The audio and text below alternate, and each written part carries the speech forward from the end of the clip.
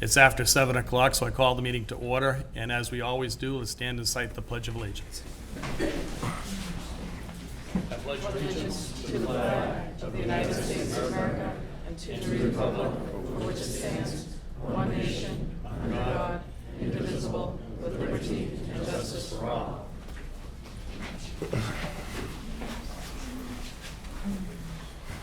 So a couple weeks ago, we were pleased to have the Williamsport Little League team in here for some recognition. And this meeting, we've got another group of overachievers with us here, the 12 and 13-year-old junior Little Leaguers from Walpole.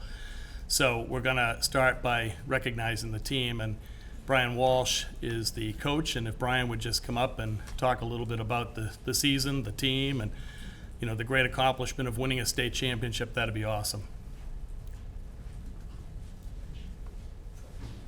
Hey, Brian, congratulations. Thank you very much, and thank you guys for having us in front of the board. This is awesome. It's great for the kids. I got to say nice things about these guys. Oh, boy. Honestly, this is the first year we've done Junior Little League. So for what these kids did the first year out, to make it to win the states and make it to the Northeast region was incredible. It's 10 states. There's only 5 regions in the country.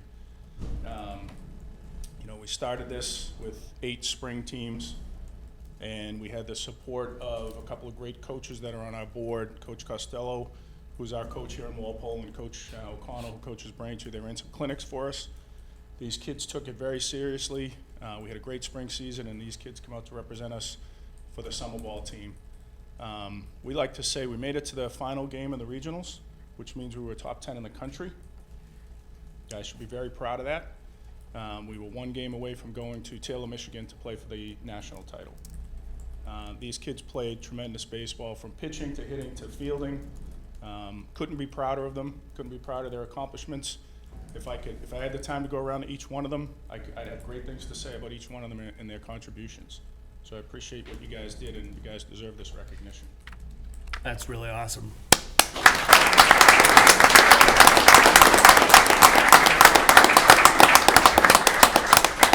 Well, congratulations, and what would be, why don't you all come on up here and turn around and face the camera, and I know we got some parents that want to take some pictures and so forth. Come on up here. Why don't we all stand up? We didn't last time, let's do that this time.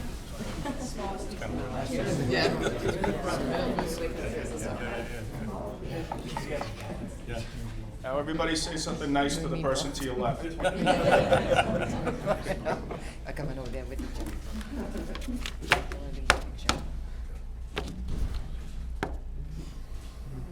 Awesome. Well, great job, guys. Really, really well done. Congratulations again.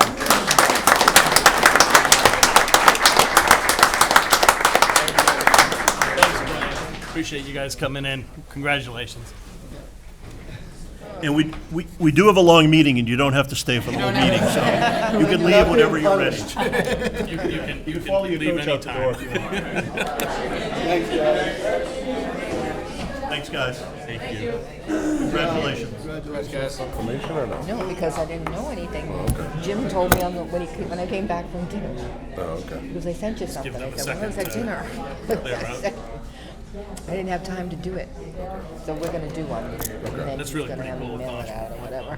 Yeah, 2 of them, the 2 teams that did so well. It's amazing. It's great Now stuff. I know who they are. They're the junior Little League. Thank you. Congratulations. Okay, next up, we've got Eric Kraus, who is the president and CEO of Walpole Media, and Tamara Green, who is our new executive director. And we wanted to spend just a minute introducing Tamara to the town and welcoming her into her new role. So Eric, I'll turn it over to you. Thank you, Mr. Chairman, members of the Selectmen. I got to tell you, this is the first time I've actually been in this room for a meeting. Why didn't we have this? The pipes didn't break. Anyway, thanks for having us in.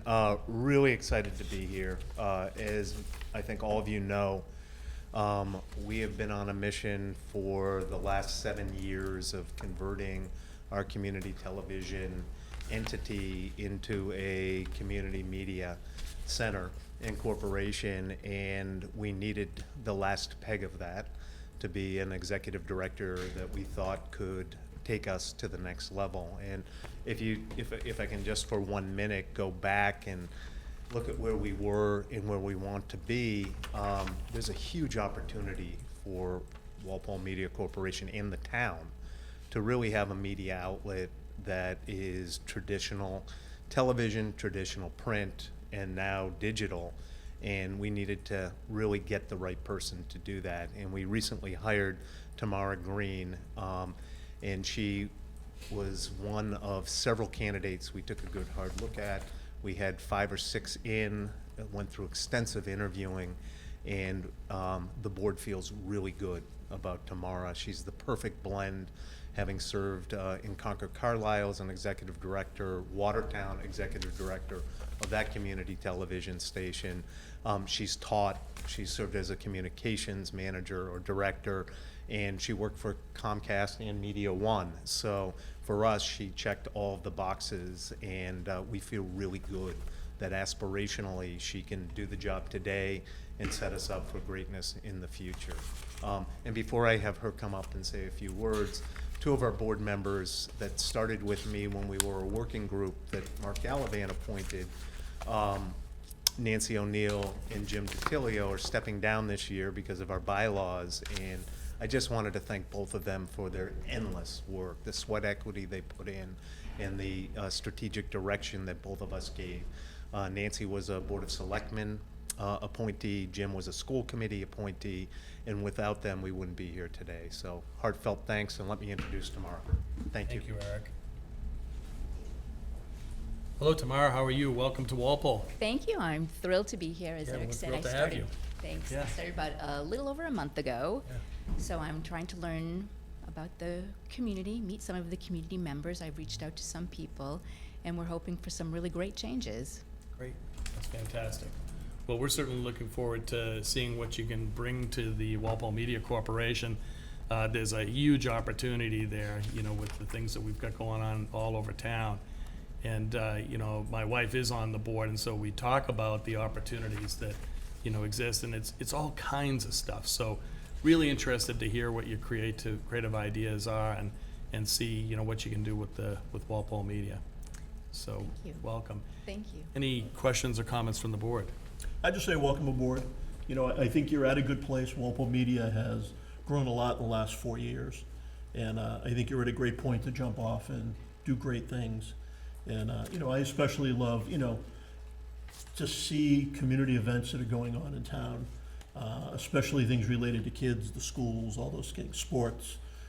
So, you know, you're on the right path. They've increased dramatically the number of, you know, government board meetings they cover, but also the events. And I look forward to seeing more in a greater variety over time. So thank you. Thanks, Mark. Other comments? A quick comment, welcome. Another thing that will be great is people like my mother who can't get to events around town, that it's hard for her. You know, there's a whole piece of population that I think will be very excited to be able to watch grandchildren in different places that they don't have access to. Absolutely. The one thing that I would like to say is that we are Walpole's station. We serve the community, so if anyone watching live or on a rebroadcast has an event they want us to cover, if you want more municipal meeting coverage, please reach out to us. We only know if you contact us. So you can go to our website, our information is there. You can email me directly, tgreen@walpolemedia.tv, or you can call me, 508-668-7795. I would love to hear from people. We're located in the high school. Stop by any afternoon, and just know that, as I said, we're here to serve the community. Great. Well, again, welcome here. And I did want to just mention that one of your teammates, Patrick, back in the back of the room waving at us here, has been doing an absolutely incredible job taking care of us as a board. And while this room was under construction, we were doing some traveling around, and so poor old Patrick had to travel around with us. So he's been terrific to work with, and just thought I'd pass that on. Okay? Always nice to hear things Great. like that. All right. Well, welcome again. Thank you. Look forward to seeing you more. Thank you. Okay. Nice meeting all of Okay, you. thanks. Thanks, Eric. Appreciate it. Okay. Motion?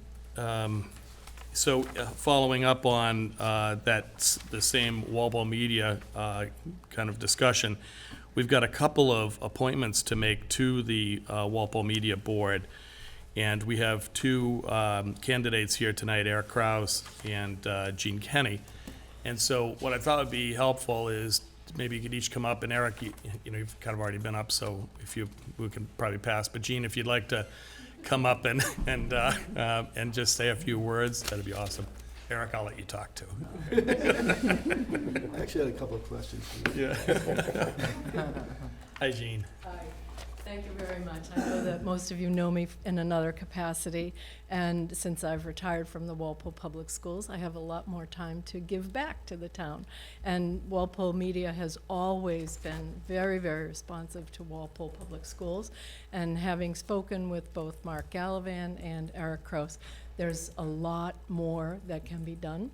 So I'm very, very excited. As you know, I've lived in Walpole for 34 years, and I've seen incredible change in the communication, in the ability of people to access.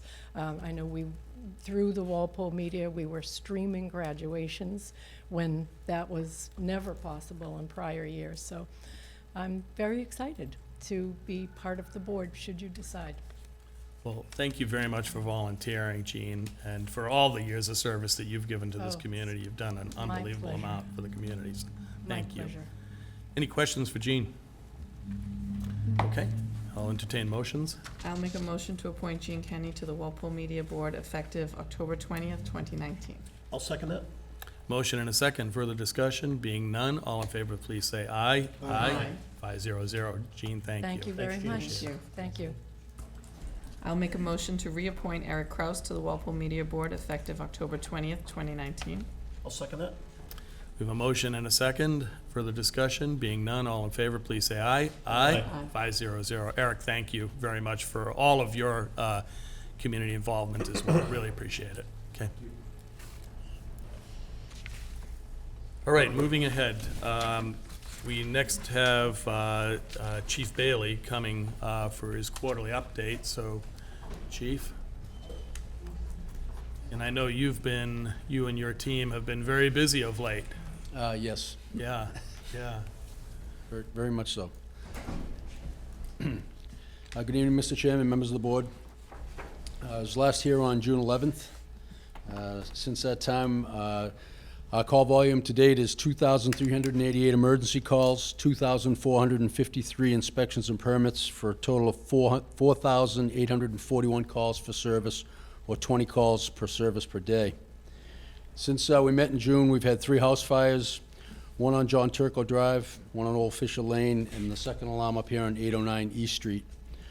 In the event of one of those fires, we actually pulled 2 occupants from the home and brought them out to safety. So the guys have been very busy and have done a tremendous job, and they continue to do so. It's been a very busy year, unfortunately, for a fire here in Walpole since January.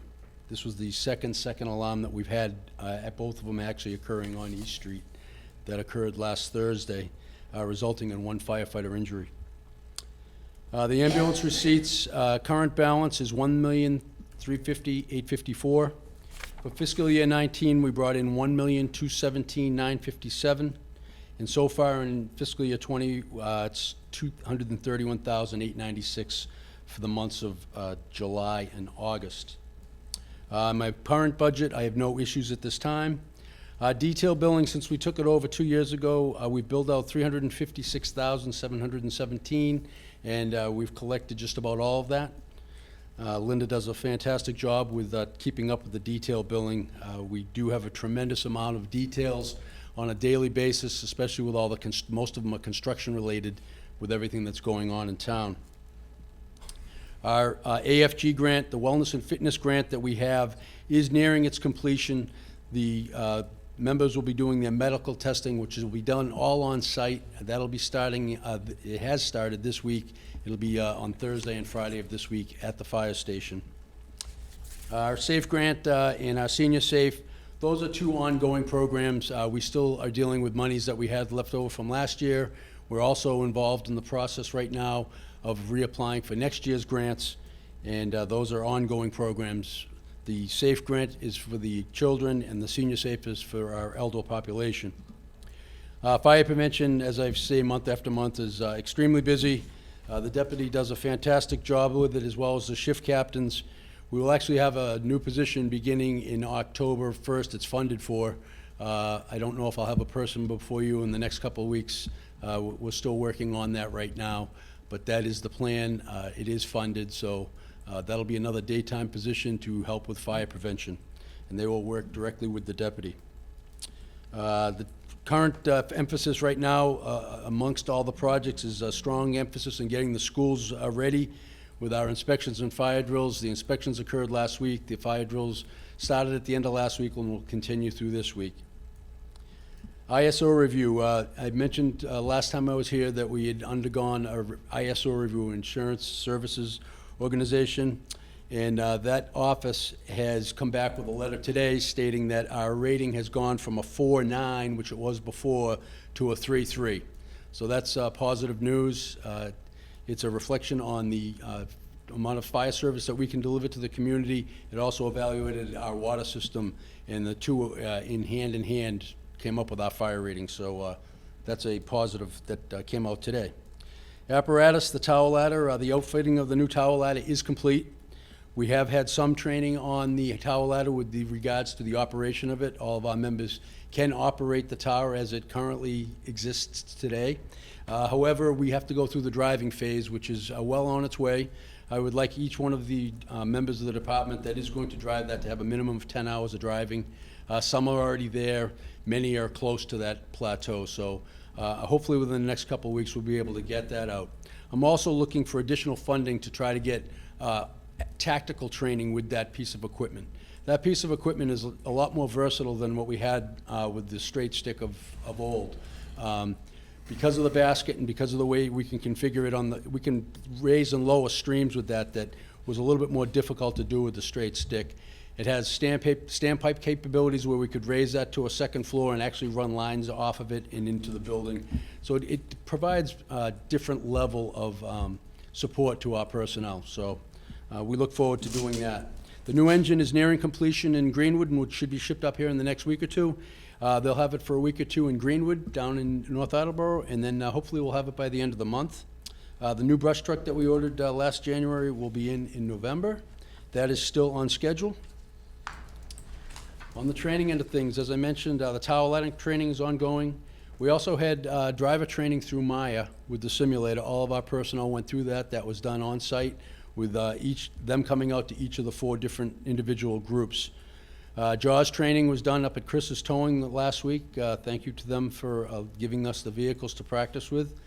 We sent 9 personnel who actually went over on their own time because I don't have the funding to send them. We sent 9 personnel over to Westwood, to the Westwood Lodge, which is coming down, and they did joint training exercises with Norwood and Westwood Fire Department.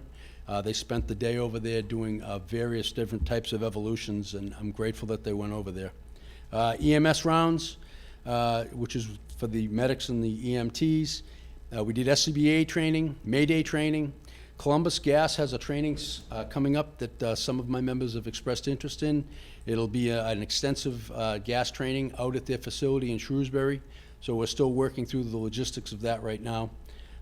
Mass Fire Academy came into the station and did lightweight truss construction for all 4 groups. We have a new RIT pack that was trained on. It's lighter, smaller, and easily deployed. What the RIT pack is, it's a rapid intervention team piece of equipment, and it's made to go in and rescue our personnel that may become trapped or incapacitated during a fire.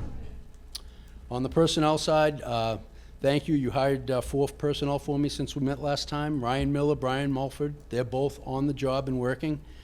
Kara Campbell and Bill Shernick were hired 2 weeks ago. Both Kara and Bill have been progressing through their pre-employment physicals and psychological exams and all of that, and that's going very well, and they're still in the process of doing that.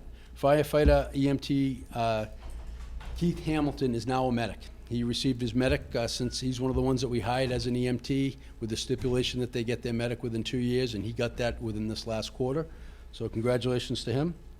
Our promotional exams, which I'll be back with you in a little bit with the 2 promotions, that was held on June 5th, and that process has been completed. Injuries, we had 3 injuries this quarter, 2 which occurred at fires.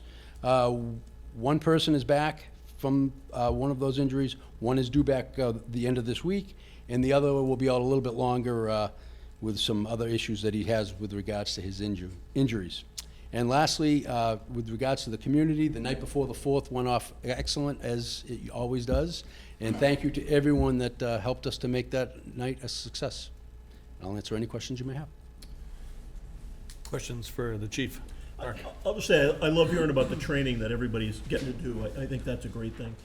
Is there any significant training that you have coming up in the next year, sort of as you look ahead, or sort of more of the same and keeping people up to speed? Yep, so we have, every year we look at and change out our training officers. This year, our training officer stepped aside and we put a new training officer in, and he has taken it and gone full bore ahead with everything, and he has a very aggressive schedule coming up for the upcoming year.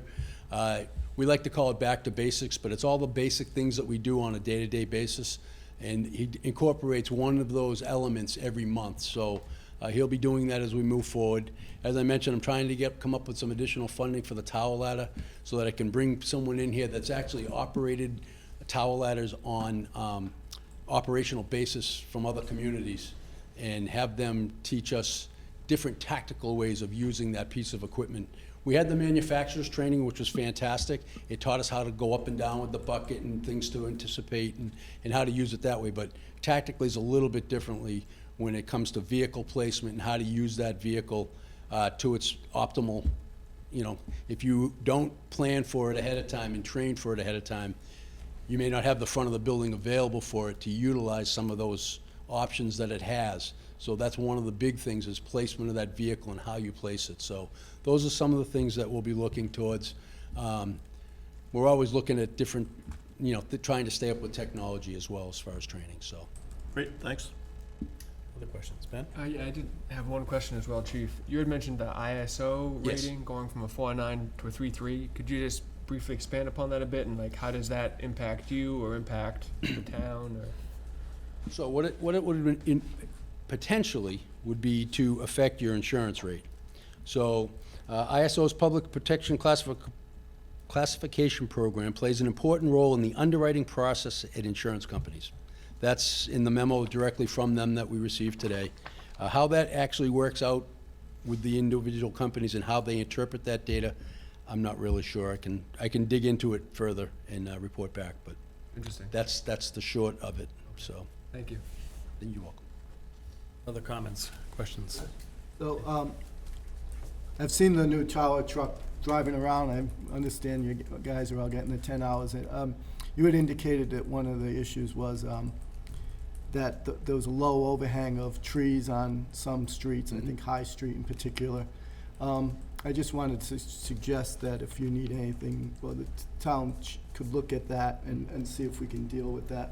And your concern was it's already hitting, and if there's a snow load or an ice load, you're gonna be either damaging trees or damaging vehicles, so.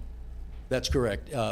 So the tower is a little bit higher than the others, but on some of those roads in the snow loads, it even hits the engine. So, but I have spoken with the DPW, with Drew, and he is aware of some of the lower streets that we have. We teach all of our people to drive that in the middle of the road if they're responding to a call. So that helps a little bit, but. Yeah, on that road, the middle must be pretty The middle scary on when some people. of those streets is the whole road, so it is a big truck. It's 47 feet long, it's 8.5 feet wide, and it's 80,000 pounds, so. Yeah, if you see it coming down High Street, it's a big you truck. gotta get off the road, I guess. Thank you. You're welcome. Nancy? So terrific job on that fire the other day. It was a big deal. Thing really took off. I know you had a bunch of other towns involved. And, Yeah, we had a total of 8 towns here in town, so. Yeah, it was a big one, and you guys knocked it down. And did anybody get hurt? Yes, we had one individual that got hurt. Yeah, that's what I thought. He's the individual that we're hoping will be back by the end of the week. Okay, good, okay. I have to, he's sitting in the back of the room. I have to give kudos to Deputy Barry, who was in command of that incident the other day.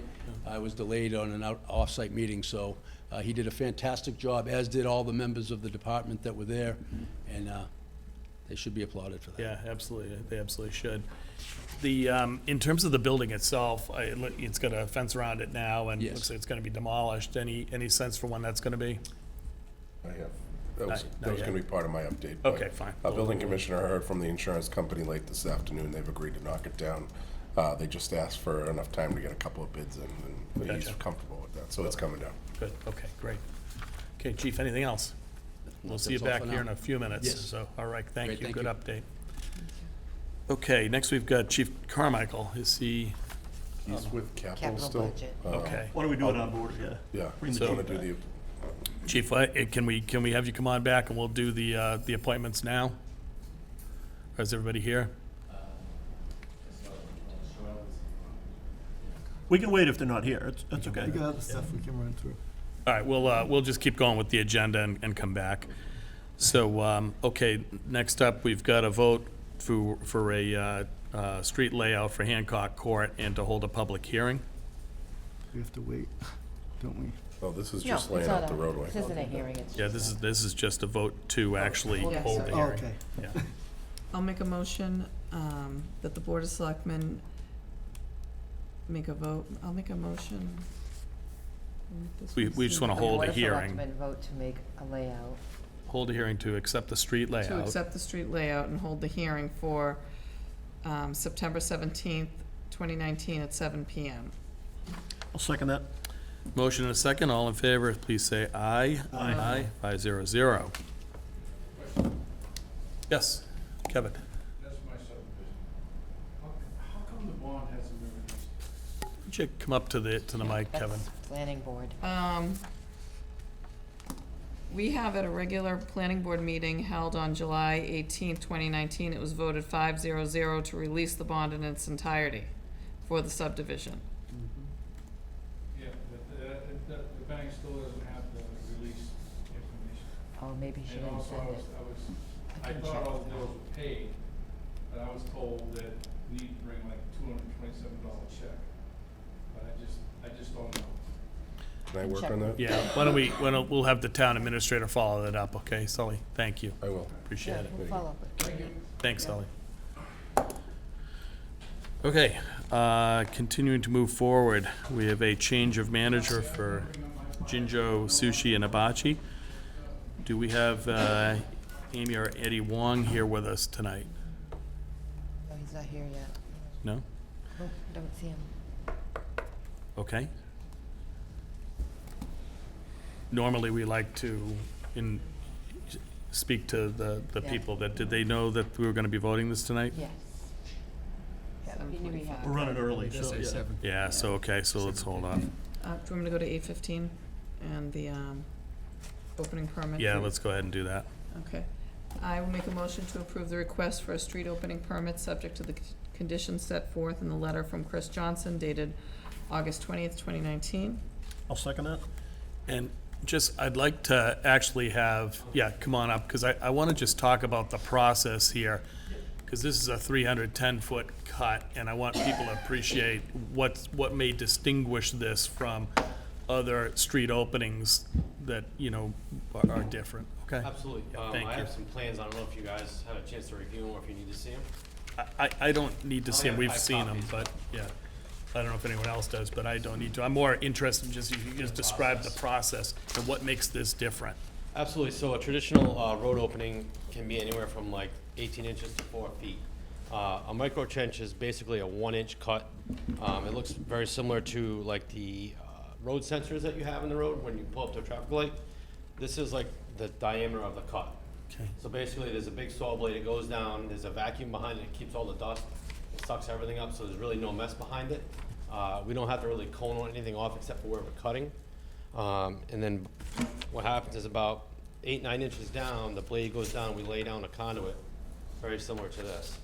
All right, you can either have 1 or 2 or 3 conduits inside of it.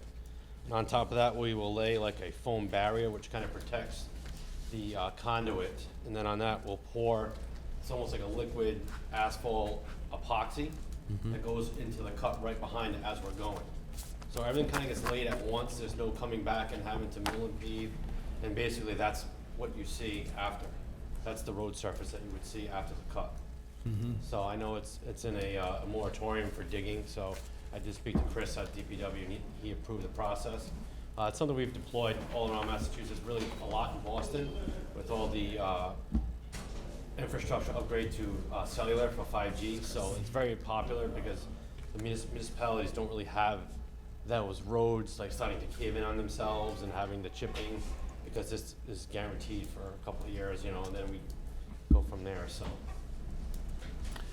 And the reason I wanted to go through that is because we have a 5-year moratorium on opening streets after they've been paved. This request is before us with a year to go on the 5-year moratorium. And I wanted, and it's right in the downtown. It's right up Route 27, essentially. Correct. From essentially where, just past the light going down toward Gilmore's up to, I think it's the Lone Depot up on 27. Yeah, we're trying to go from Kendall Street, at the intersection of Kendall and East. We have to build about, I think it's a little over a mile to get to 100 Elm where the Lone Depot is, near Yeah. the train tracks. Yeah. And unfortunately, that intersection there is no aerial Yeah. cable. The rest is all aerial. It's just that one intersection we have to go from one pole to the other. Right. And then go back up in the air to continue down the road. And one of the concerns that I had was typically these street openings tend to be perpendicular to traffic. The traffic drives over them. This is vertical as I look at the plan, and I was worried about what that might mean in terms of the roadway doing that. Absolutely. What I think you're telling us is this micro trench, we won't have that issue. And you've also built in a couple of additional conditions that are gonna cause the coverage period to be for the entire moratorium period as well. Correct, yes. Which I think is also a good idea. And I did talk to Chris, and he suggested that because you are using cameras now Yeah. for the traffic lights, that I can actually cut where the road sensors are. So it's kind of going to minimize an additional cut in the. It's not a lot of area, but it's probably a good 40 feet. That'll be in addition to the same cut that's already been done with the road sensors. Great, okay. Well, that was really helpful, so thank you for taking us through that. Absolutely. Any questions from the board? Nope. Okay, we have a motion and, oh, David, go ahead. So this is to provide fiber optic to the mortgage? Yeah, Lone Depot, yes, but it's also available to anybody that will be going by. So that cable will be up in the air. We can provide fiber optic services, whether it's a point-to-point service or doctors or internet services.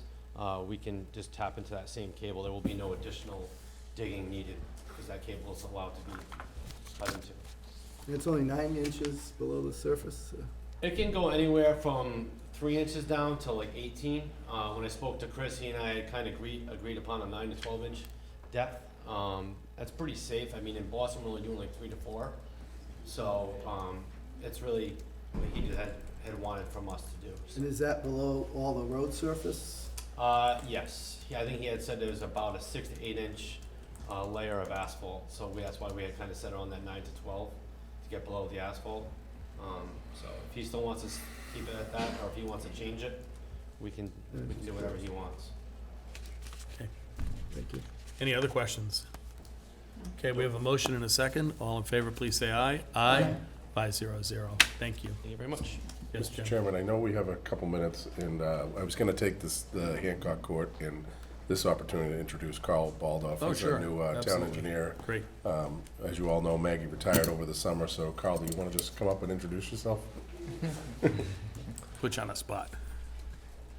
So Carl was a former employee here in the town of Walpole as the assistant engineer. I think you left back in 99 or 2000, and we got you back. 2001. Good afternoon to the chair and members of the board. Just want to introduce myself, Carl Baldoff. I was assistant town engineer here from 97 to 01. Left and spent a good deal of that time up in Worcester County with the town of Westboro, but have taken the opportunity to come back home and to work for you again, and for that I'm very, very pleased. So it's an honor to serve again.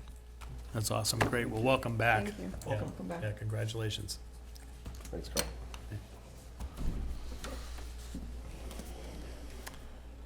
Okay, so, still well ahead of schedule. I'll make a motion to sign the fall town meeting warrant. Yeah, we could do that. Was that a motion? There's a motion. I'll second it. Motion and a second. All in favor, please say aye. Aye. Aye. 5-0-0. What about the pizza people right here? Do we have anybody here from G&G Pizza Company? No. Okay. Open forum doesn't have a time on The it. chief's on his way down. I don't know Okay. what it looks like. We didn't put a time next to open forum. Yeah, no, she didn't. Yeah, I saw that. Can we do that? Sure you can. So, anybody here to talk at open forum? We can't fill the time with anything. I could give my updates. Yes. Jim, you want to give the town administrator update? Sure, we're flying along here. The biggest, one of the bigger issues I've been dealing with, besides working with the chief on the fire last week, is the mosquito situation here in Walpole. We were elevated up a level here. In the Board of Health, Reese, as just a few minutes ago, voted to go forward with the attached release that's in your packets here. I'm sorry, it's on the green paper. That was still in the copier when Cindy was at dinner and I didn't realize. I know, I told him. So basically what we're gonna do is restrict outdoor activities after 6:45 at night. That's within the Board of Health's jurisdiction, but we didn't make this decision unilaterally today. The superintendent came down to me and talked a lot about what we can and can't do at night. We want to make sure that the kids and the residents of Walpole are protected.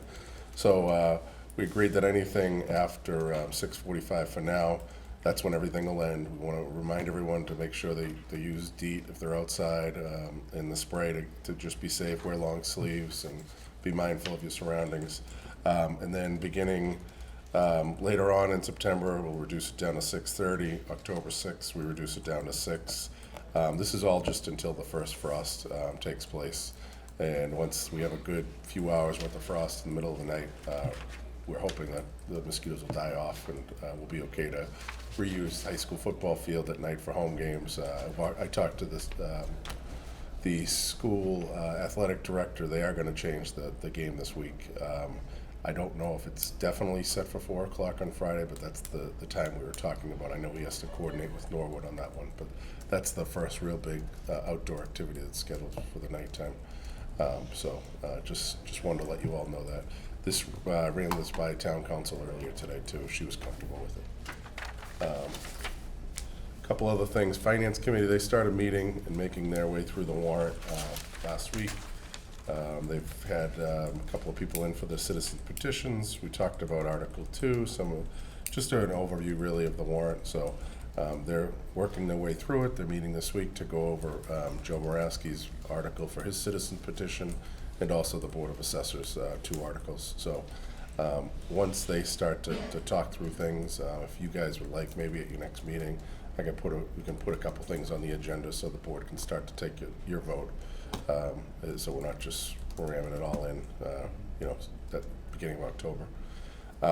Route 1A fields. I know I went ahead at the end of last week, posted a meeting because I know Ben and Nancy were planning on going tomorrow night. Mark indicated he was going to go, and I just want to avoid any open meeting law violations, so it's posted, just a general discussion. Right now, this room is booked for the zoning board meeting. The large room over at the library is also booked, so we have it for 1:12, but I asked Carrie to reserve the COA for me, but kind of a judgment call as to how many people we think will actually show up, but right now it's going to be a 1:12, so I'll be there. Anything you guys want to add to that, Nancy, Ben? Okay. No, we're just talking about numbers, so we can talk after. Okay. The Morgan Field, you might see some work going on over at Morgan Field. The fence has started to come down. That's part of that grant that we received from the state through Senator Feeney's efforts last year.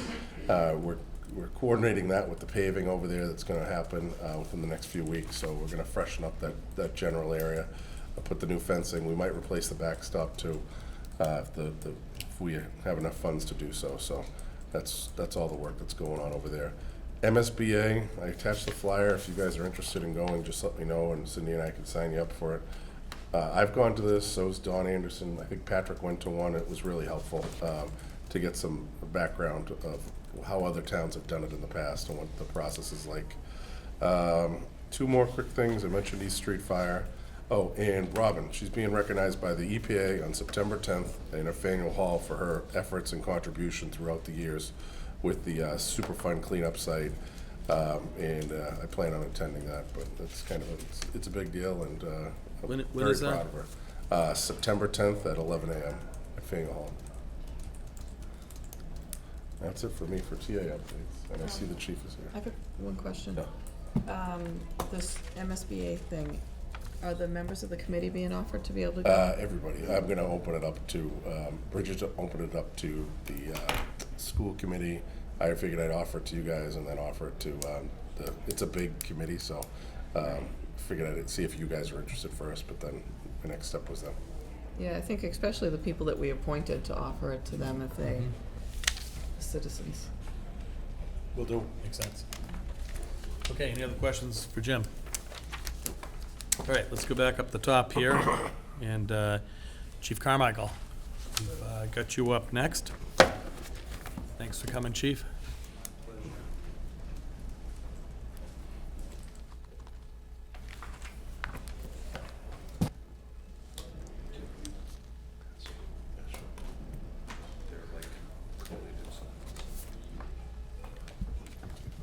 Good evening. Thank you for having me in tonight. So first off, on the quarterly report, I passed out the current statistics as well as the overdose statistics.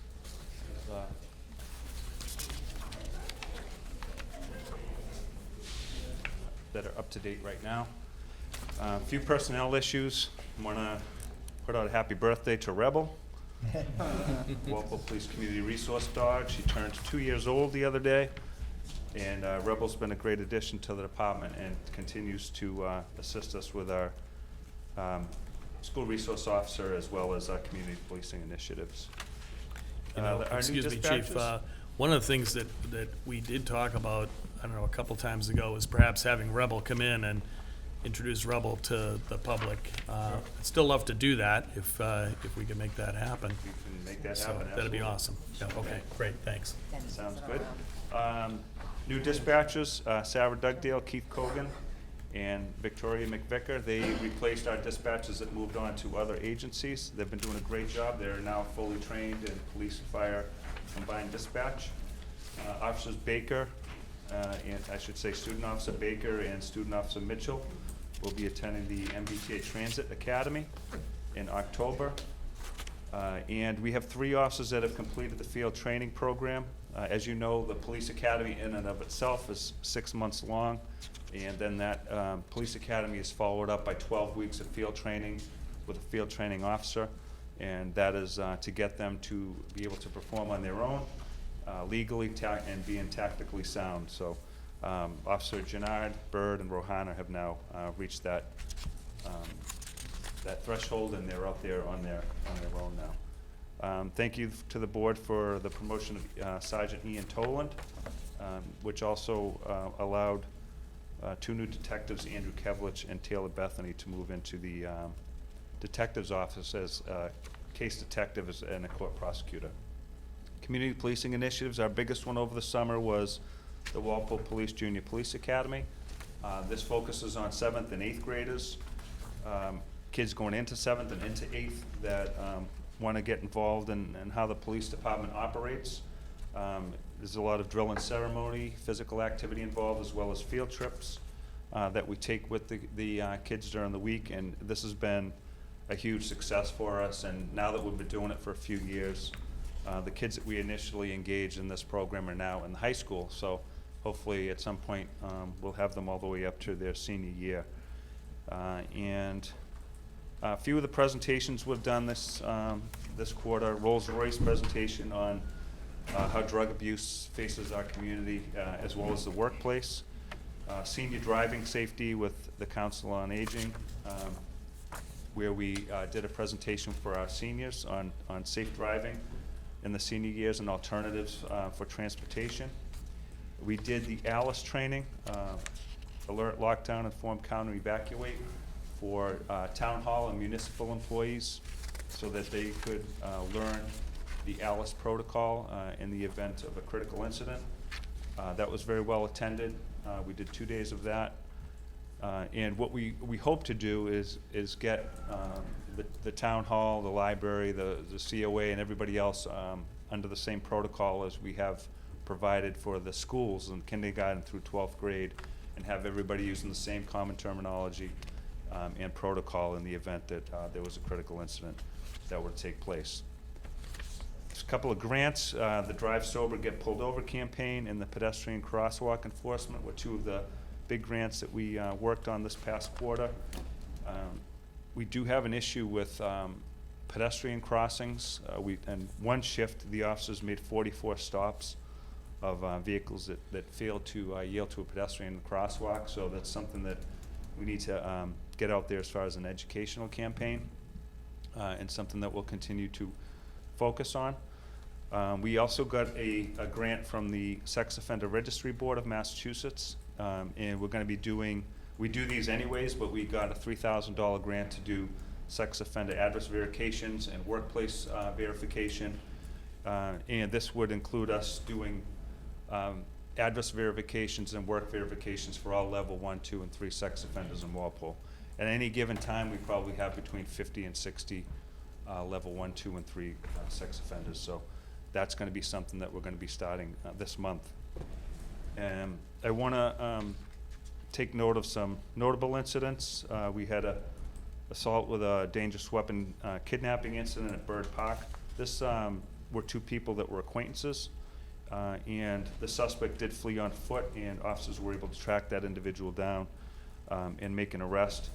I want to be clear that there was no threat to Bird Park. This was an isolated incident, but something that it's important, I think, to highlight during the quarterly reports, because we are dealing with some crimes that are significantly violent, that involve mental health issues, that involve weapons.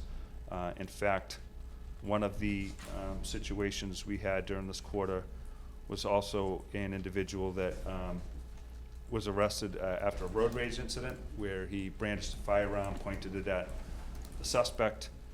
We were able to identify and locate that person and make an arrest. And coincidentally, during the same quarter, we had two other incidents with firearms, one with a barricaded subject with suicidal ideation, and one with a disturbance call with a shotgun being pointed at somebody. So we're dealing with a lot of mental health issues, and we're dealing with an escalated situations where there's weapons involved. And we saw that in past quarterly reports, as well as that trend has continued into this one as well. There was a suspect identified in the Walmart threat. This came following two active shooter situations in other states that occurred at Walmart.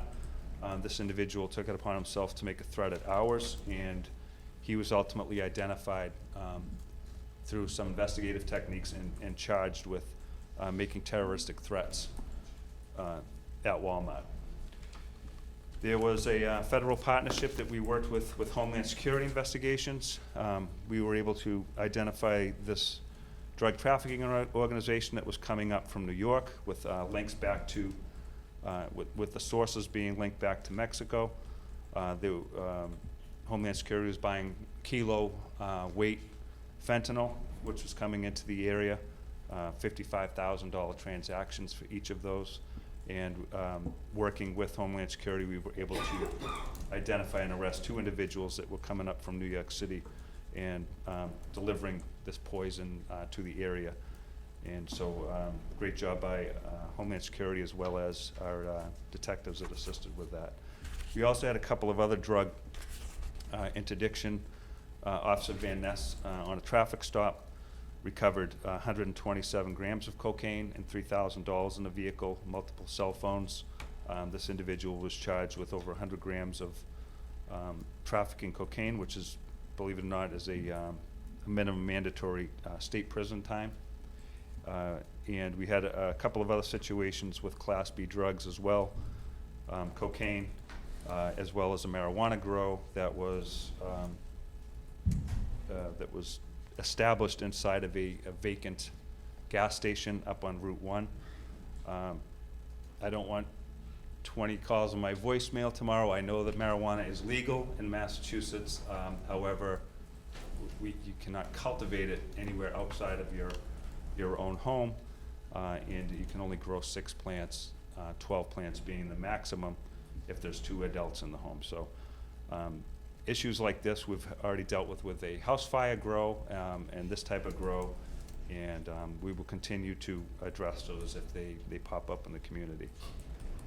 We did, the last drug arrest we had was following an overdose and in Bird Park, and this individual survived the overdose. However, the Walpole police detectives worked with the DEA task force, and we were able to identify who that drug dealer was, had them come out again, and we were able to arrest that drug dealer and charge them with distribution of fentanyl in the area. The last one we had was a situation, assault with a knife. Individual had brandished a knife to 2 victims and fled from a motor vehicle into a neighborhood off of Route 1 and Moose Hill Road. And that individual was ultimately located after a perimeter was set up. I put this one in there and I referenced it because this was a situation where the Walpole Police Department has been used Swift Reach, reverse 911 to notify the community, which we've now developed a protocol for because we lost the code red ability to do that through the Sheriff's Department. So I just want to mention that Swift Reach is on the town's website, and residents are encouraged to go on there and make sure that they sign up and they add their cell phone, because a lot of times it will just be the home phone, and you need to make sure that if you want to receive text messages or alerts when we do a reverse 911, that you add it onto that list and it's able to go to your cell phone. And a couple commendations: Sergeant Toland, Officer Rohana, Dolan, Maganello, Slavin, Bird, Gennard, Detective Sullivan, Dispatcher Wren, Dispatcher Baker, and Dispatcher McVicker on the marijuana grow, as well as the armed assault that I mentioned earlier. And a commendation went out to Officer Van Ness, who reached out to this girl from Longview Farm, who had just recently been placed there, became a new resident of Walpole, 14-year-old girl. And Heather took it upon herself, because it was at the same time of the Junior Police Academy, to go down to Longview Farm, engage this little girl, and got her to sign up for the Youth Police Academy. She went back on her own time. She took her shopping so that she could get items to bring to the academy for the week. She picked her up in the morning and drove her to the police academy, because it was difficult with Longview. They didn't have the staff to send somebody out. And she stuck with her all during the week, and just having some conversation with that girl while she was there, she actually told me that, because they're prone to wander, that she wasn't gonna last in Walpole very long. But because of the way that she was treated by Officer Van Ness and the things that she did for her, that she decided to stay, which that goes a long way. And our officers do things like this all the time, and so I felt that Officer Van Ness should be extolled for what she did, and she was. And so the rest of the stuff, as you see there on the statistics, are still primarily a lot of domestic violence situations, as well as drug issues and mental health seem to be continuing to be the most significant public safety issue that we're facing. And that's it. Thanks, Chief. Any questions for the chief?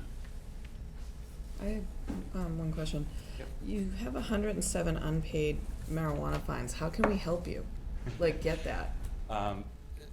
So unfortunately, when the statutes were created to deal with the marijuana issues, they included civil penalties.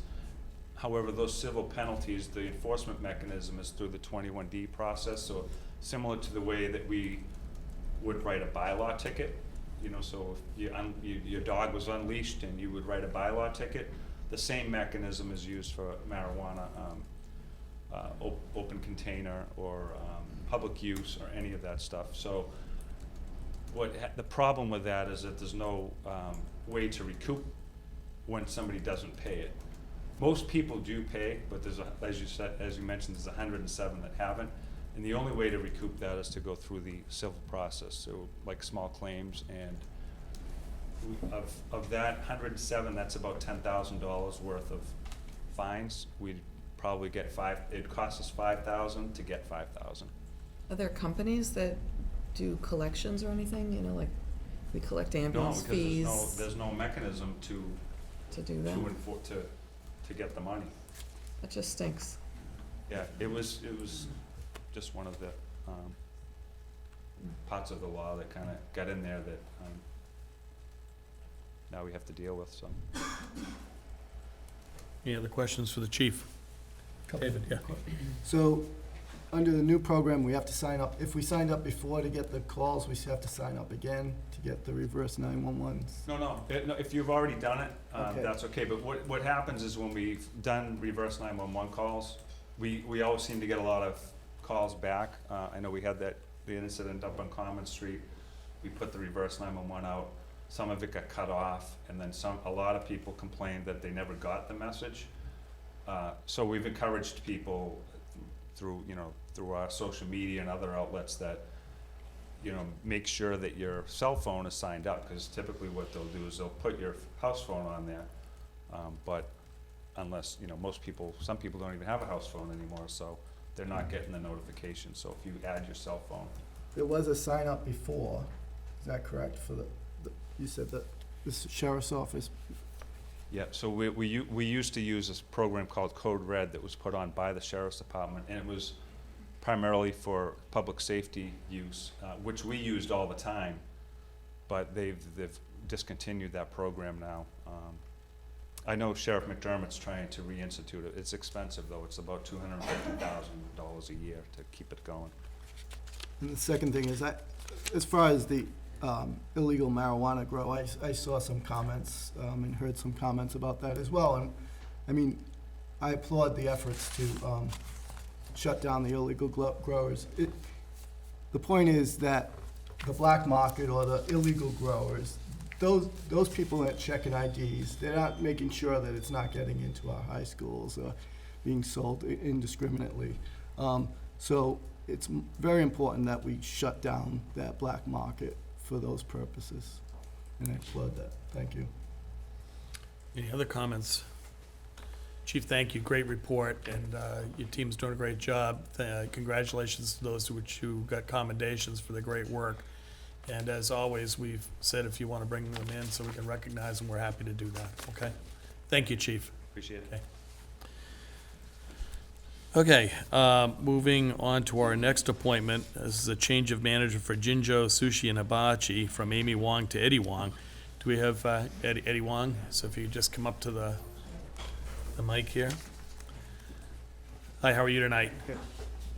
What if you could just tell us a little bit about yourself and your qualifications of the role and all that? And Yeah, I've been at Jinjo for 5 years, and I've been promoted there last year.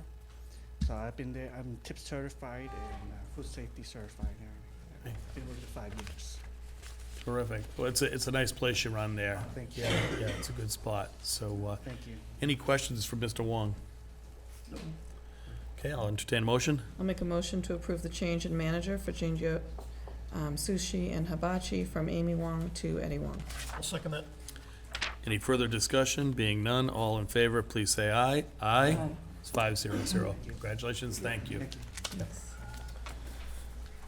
Okay, next we have Chief Bailey back. We're gonna cover a couple of promotions in the fire department. So is the chief available? There he is. Chief, we're all set for you. You have great timing. So you've got a couple of promotions that you want to take us through tonight, so we'll let you introduce the members and what they're being promoted to. Thank you, Mr. Chairman, members of the board. Tonight, we are before you for two promotions. One is for captain and one is for lieutenant. The captain's position is to fill the vacancy from Captain Smith's retirement back in March, and the lieutenant will be to fill the captain that moves up tonight as well, so that the lieutenant will take over that spot. We had a process for this. We had a written examination, and then we had an assessment center, and everyone did extremely well on it. And tonight I'm before you to present the two candidates that we're pushing forward for promotion. The first being Brian Shirella for the position of fire captain. And I can go through his resume, or I can have him come up. Why don't you have him come on up and Sure. fill us in. Thanks, Chief.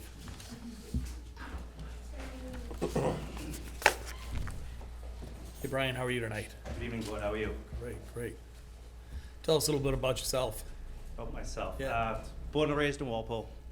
Got on the fire department in 1994 as a call firefighter.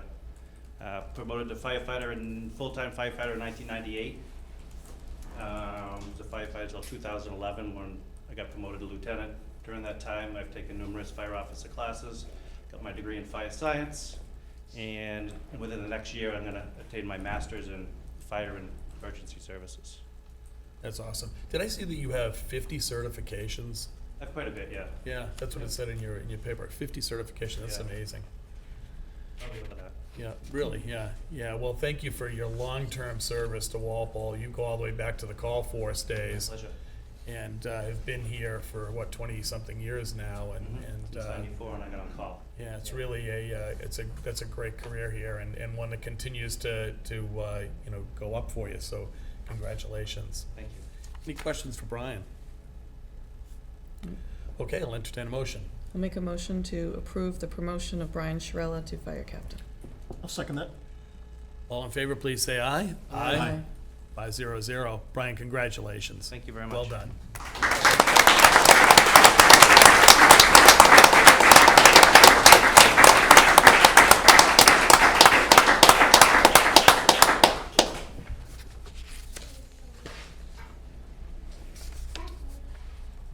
Next, I'd like to introduce to the board Christopher Shea. Christopher is a firefighter EMTP currently, and we are asking that he be promoted to fire lieutenant.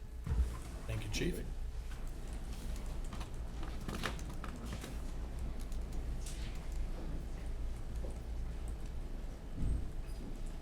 Hi there, welcome. Good evening, how are you? Great, how are you? Good. So why don't you also tell us a little bit about yourself, your background with the force and so forth? Sure. Yeah. My name is Chris Shea. I'm 36 years old. I was hired by the department in 2007. I spent a short span of time here and then was laid off due to budget cuts. And I made a transition over to Sharon Fire Department and spent a short period of time over there. And then when the town was rehiring firefighters, I decided to come back. And I have been here ever since. I reside in Walpole with my wife and my 2 children. And I'm here before you tonight. Well, welcome back. We're certainly pleased to have you. So, any questions? Nope. Okay, motion. I'll make a motion to approve the promotion of Christopher Shea to fire lieutenant. I'll second that. All in favor, please say aye. Aye. 5-0-0. Congratulations, Christopher.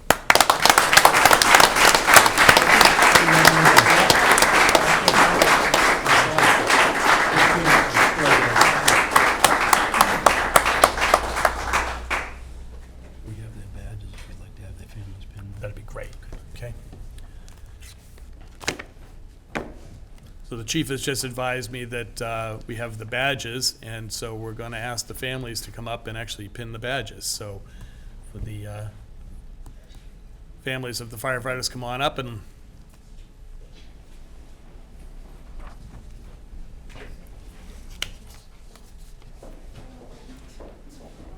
And you can come up for pictures. Yeah, if you have a camera, just come right on up and take a photo, so. Picture. Not a good angle.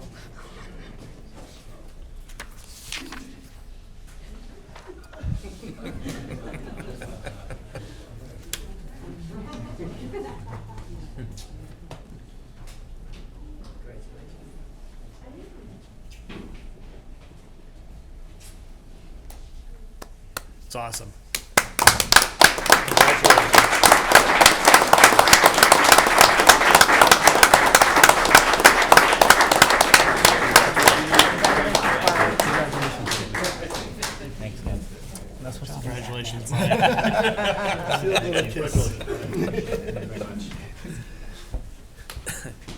Chief, thanks very much. Great night. Anything we got left? Okay, we're at the, Yeah, I'll just say you don't have to stay for the rest of the meeting. You can go right out if you want.